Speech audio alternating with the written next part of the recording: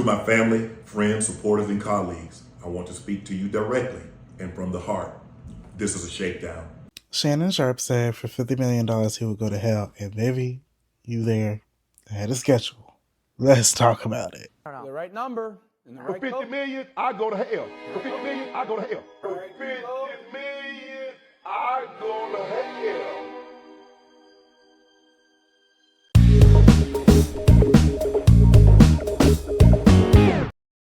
Hello, you guys. Welcome back to the Cake Radio Show. I hope you guys are ready for another slice of cake because today we're going to be talking about Shannon Sharpe and the whole situation that has been going on with this case that has arrived, text messages, everybody's responses, my thoughts on that, and everything like that. So let's just dig into it. So for those who don't know who Shannon Sharpe is, well, if you're listening to this podcast, you probably already know who Shannon Sharpe is because I've talked about him and his podcast before in passing with the subjects of other artists and, celebrities and influencers on the podcast before. But Shannon Sharpe is a football star. He is also a personality. He played for the Denver Broncos, and a lot of people know him for him being a personality both in sports TV as well as in online media. A lot of people knew him as like an analyst for NFL Today on CBS Sports, where that one clip of him crying is from.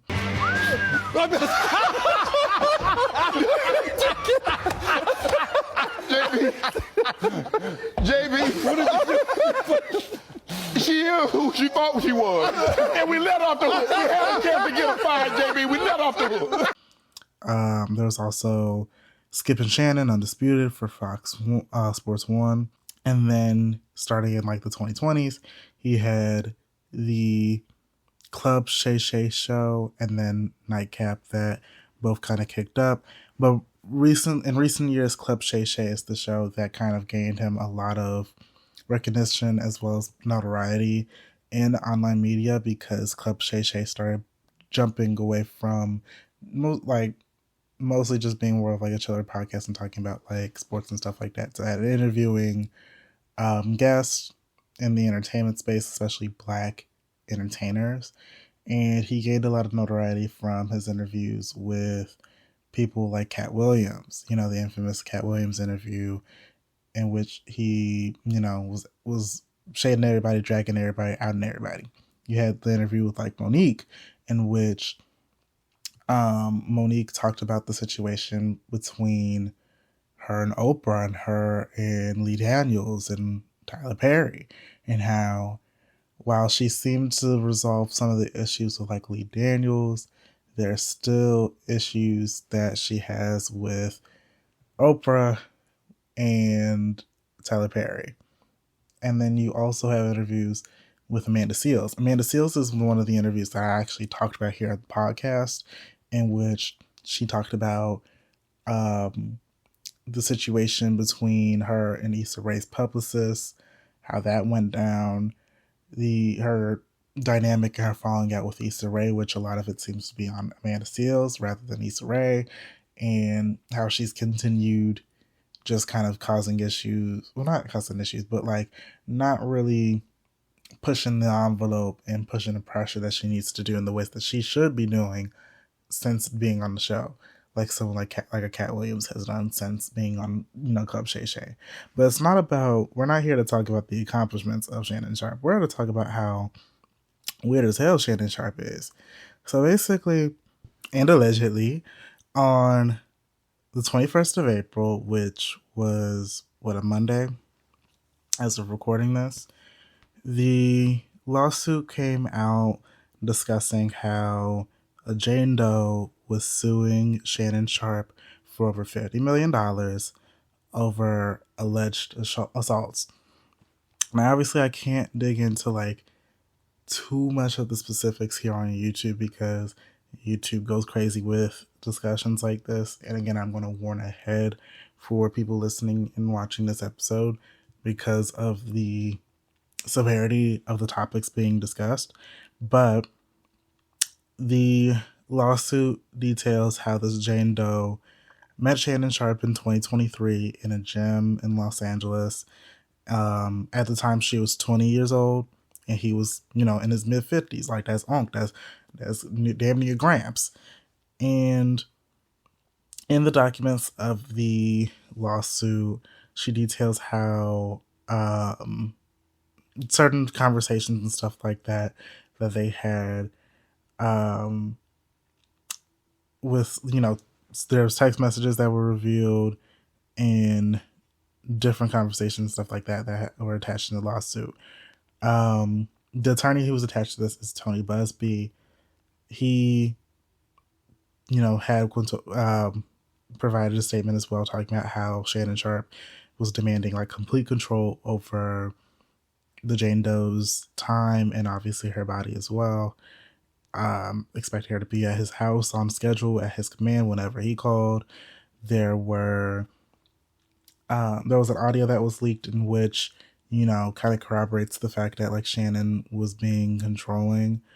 I'm going to try to play the audio and have that attached here in this episode as well, just so you guys have the, so you guys can hear like the severity of this and how like this is checking out. Anything I say, you're just gonna like get mad at and you're just gonna hang up on me. So I feel like I'm not gonna hang up on you.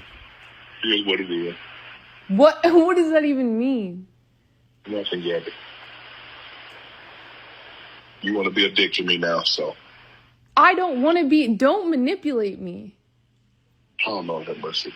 If you say that one more time, I'm gonna choke the out of you when I see you. As much as these are, still court cases, an allegation, I'm not trying to be, while I am a part of the court of opinion on this, because this is a pop culture podcast, at the end of the day, the decision's going to be what's going to be in the court. The documents also suggested like there was a situation in which she tried sharing her location with her friends on her phone, just in case anything went bad. He apparently saw her doing this and, grabbed her by the neck and threatened her. They continued the relationship, even through, like 2024.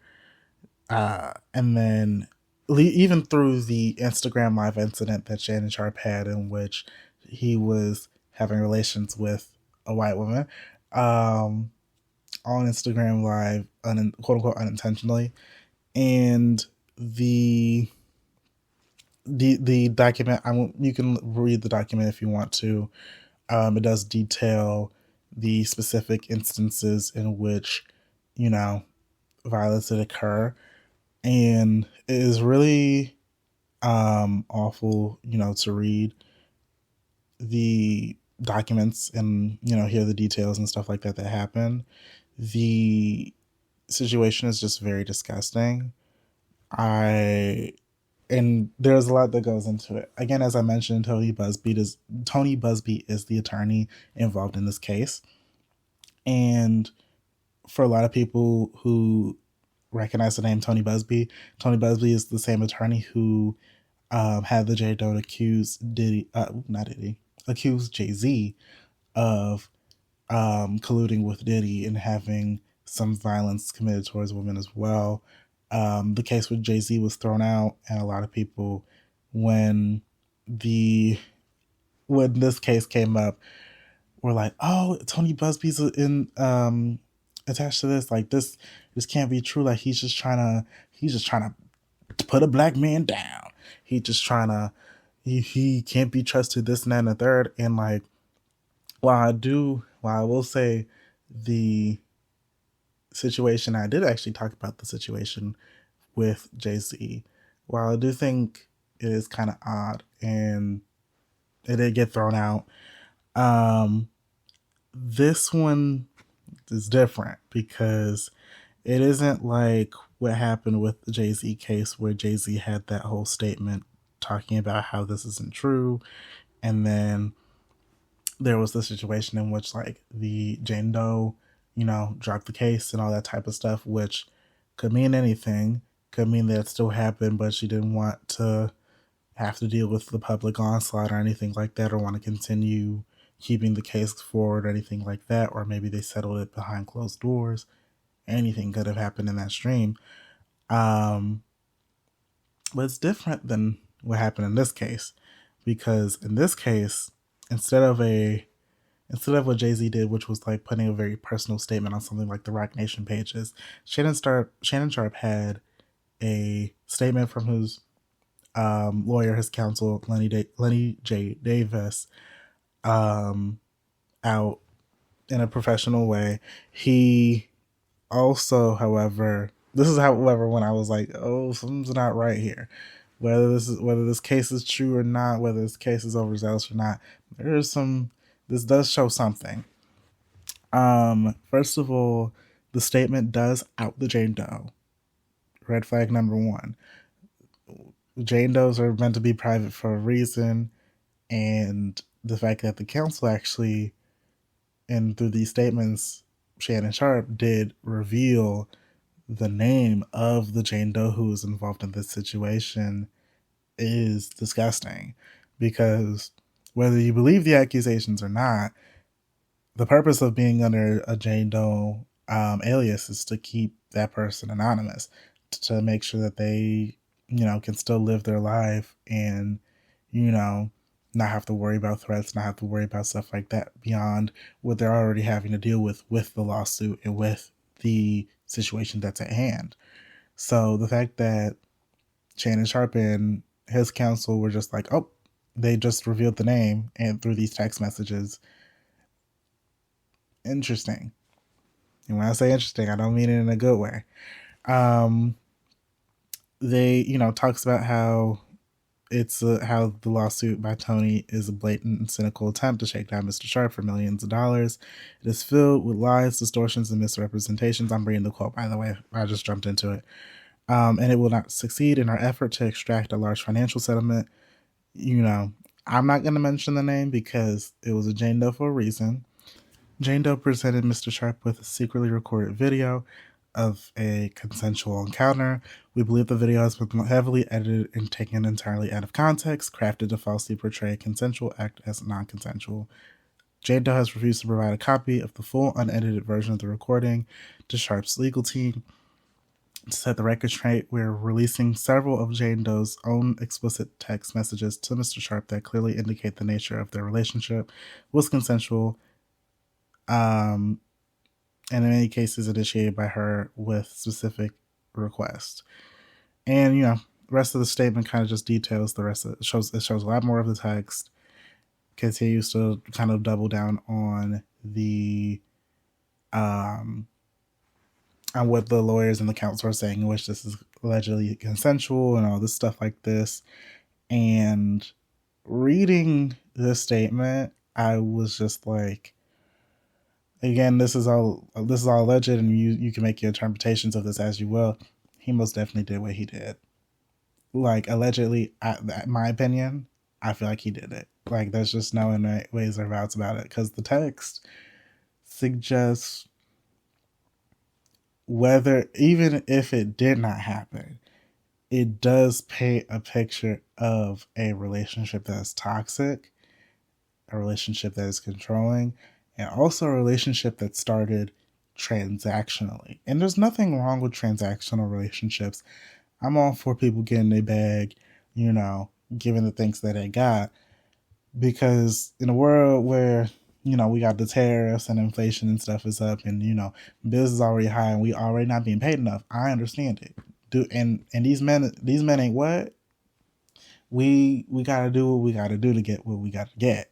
So I'm all for that. But the fact of the matter is, these texts, as cherry picked as they are, illustrates that something isn't right in this dynamic, in this situation. And I think that there is some truth to some of the things that this lawsuit is about. And that's just me personally. Shannon Sharpe then released a video, talking about how the, kind of it doubles down on what him and his counsel were saying in the one statement. Busby then released the audio Tuesday, which was yesterday, of the conversation. I'm going to play, I know I said earlier that I was going to play the clip. Hopefully I put it in. but basically that's kind of has been going on. The updates that we've had since is that allegedly, according to TMZ, Shannon Sharpe offered about a little bit over $10 million to settle the case. Kind of suggests something there. ESPN has had conversations about the lawsuit. According to Stephen A. Smith kind of revealed that he had a conversation with the ESPN boss, and he also had a conversation with Shannon Sharpe directly. They both are kind of like in the sense of like, oh, we're looking into this. We're trying to keep this as professional as possible. You'll hear whatever happens as it comes, basically. And that's kind of all we've had, to it. But we gotta address the elephant in the room. We gotta talk about how, because I forgot to mention this with the text. The text suggests that race play is the thing that Shannon Sharpe is into. Like, the text kind of really highlight that this is the big thing, and a lot of people have been talking about, that Shannon Sharpe is into race play. And we really just got to talk about that. We really got to address that, because I have some thoughts on that. So, for starters, I think it's crazy that Shannon Sharpe is, obviously he's trying to settle his lawsuit because his money's on the line. But you know full and well what you were getting into when you were engaging in a relationship that was transactional with a 20-something-year-old woman who, they're saying that she does, she engages with the fans, put it lightly, not trying to get demonetized, but you knew what you was getting into. And there was one thing that a lot of people have been talking about that I thought was important to reference. Tracee Ellis Ross did an interview a little bit back talking about how she dates younger. And the reason she does that is because a lot of the older men, or like the men that are in her age group, are, very controlling and stuff like that. And the men, and, women that date younger are different than men that date younger. And there is definitely truth to that. Because and this is just my opinion on this, taking off it. When women date younger, they're not dating necessarily because of age. They're dating because they are seeing the capital, or they're seeing, a man that has things together. Their priorities are in order. They, regardless of the age, because, this is consensually, of course, there's still the age gap politics and stuff like that. They see them in an equal footing regardless of the age gap that they have. But when it comes to older men dating younger, there is the truth of that they're not dating because of that. They're dating because dating younger, and you could even like take gender out of this, but like older men dating younger men, and stuff like that. They're not dating because they see each other on the same path, or they want somebody who, is a little bit younger, is a little bit more carefree, or has, their priorities ordered regardless of the age gap. They're dating because they see the younger person as naive and someone who they are easily able to take advantage of and take control of, because that's one thing that they want. They want control. And people in their age group are not willing to give them that. And that's what we're seeing here with this situation. Sharpe, in these text messages and in that audio, is very controlling. It's establishing a narrative that he can't really deny, because he's saying that this was a consensual relationship and stuff like that. I'm sure it was, because that's what you're suggesting. And even the Jane Doe in the lawsuit talked about how this was a consensual relationship at first, but then it got abusive and then it got toxic. But you're not addressing the fact that this is, that you're a controlling individual and that you're also into race play. Some of these texts are very concerning, and your old ass in your 50s is too far close to the era in which, the Jim Crow and the slavery era to be doing all this, race play stuff. But I think that this is also just a thing that like I noticed that a lot of like Black men, especially online, have like something that they have to reckon with, because there's a lot of cases in which, well, for starters, a lot of Black men are obsessed with white women and white men. This is just something that I've talked about before. I talked about it in the, who's that one dude? Why am I blanking on his name? The Spider-Man dude, Miles Morales. I'm finding it. The, dang, why is it Shamik Moore? I don't know why it took me so long to remember Shamik Moore's name. It's like the Shamik Moore situation in which his obsession with white women was there.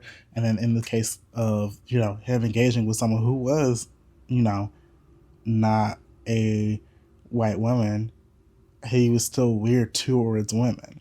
Like, it's this thing in which a lot of men nowadays are very weird towards women.